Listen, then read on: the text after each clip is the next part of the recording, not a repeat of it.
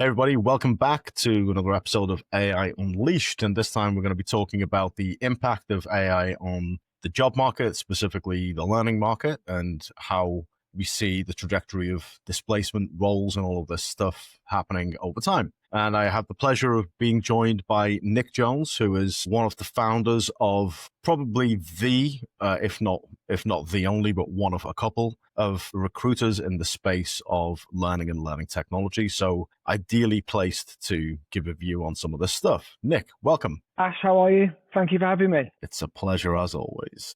So let's begin. We got disruption. We've had disruption for a while now, but disruption and change and all of these things lead us to the idea that basically machines could do things that people used to do. And those people who have jobs are therefore wondering about the impact on their jobs, what they might do in the future, the increased competition, many candidates per role and this kind of thing.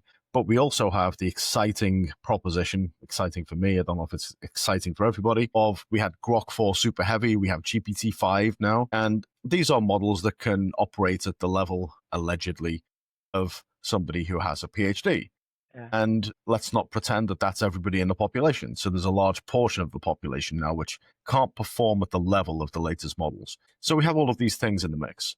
And I guess the first question is, how are you seeing this play out in the market when it comes to candidates, role availability, competition for roles, and salaries? Okay.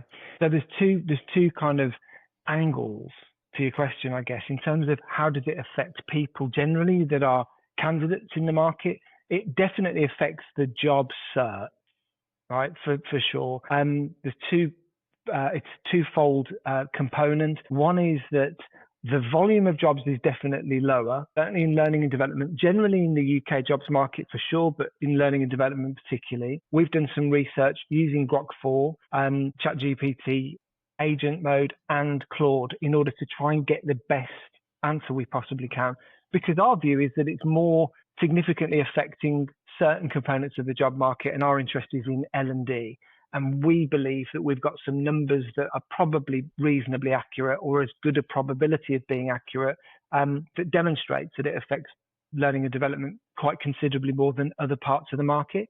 So if you're a candidate, for example, and if you're a candidate that's found yourself either through redundancy or voluntary redundancy or the closure of a fixed term contract, you're probably not someone that's been in the job market in the last 2 years, and it's changed dramatically. Things like AI-driven ATS models, which will review CVs, for example, and need some nuance to the way you write CVs. Interview techniques, interview coaching, whole ecosystem in the talent acquisition space really affects the way in which you position yourself as a candidate. And just the simple fact that you can one-click an application with a job and use AI tools to do that multiple times for multiple roles means that on the one hand, you've got talent acquisition teams that are able to control candidate inflow at their end, but you've also got AI tools that can maximize candidate inflow at the candidate end, and it creates a backlog. And the impact of that on the human, on the person, is that very often the most qualified, best presented, best positioned candidate might find themselves being summarily rejected for a job. And that's a shock to them, right? On the other hand, the impact of, from an AI perspective, the impact of AI on the job market, I feel is one of more of a big component of the macroeconomic conditions that affect the jobs market. Jobs market generally is affected by the things we know, increase in NI, various other metrics and parameters.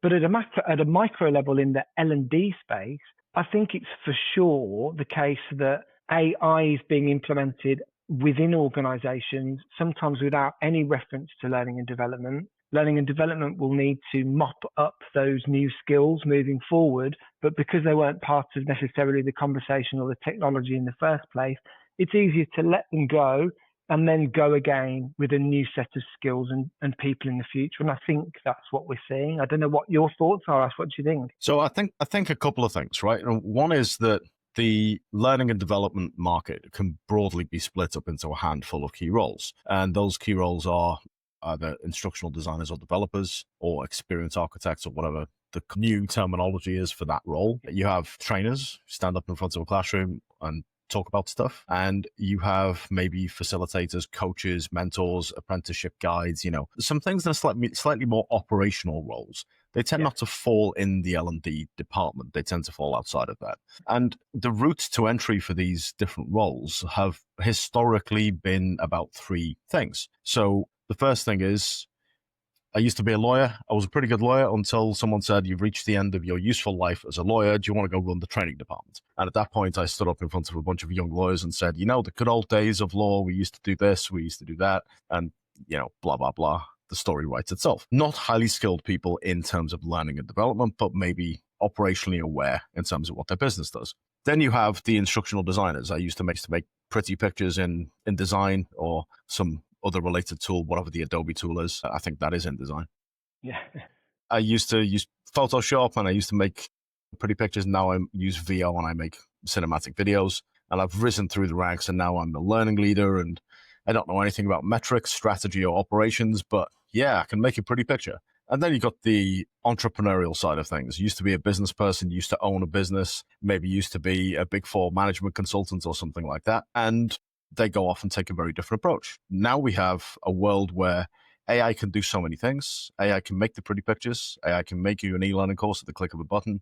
We have avatar videos out there. You dump a load of documents in and out come 1,000 videos. And all of the things that used to be skills are no longer desirable because a machine can do them. So now we have a very tricky situation. And that tricky situation, some parts of the industry are saying, let's go down the performance consulting route. We're going to partner with the business. We're going to try and get impact. And pretty much as you've said, the skills gap is too great. I used to make pretty pictures and now I'm going to be a management consultant. No, you're not. We're just going to get rid of you and we're going to hire a management consultant. That seems to be an easier lift for businesses. So I think there are a lot of these things in the mix at the same time as we have across every industry. There is a crunch where the machine can do what people used to do and therefore we just use a machine.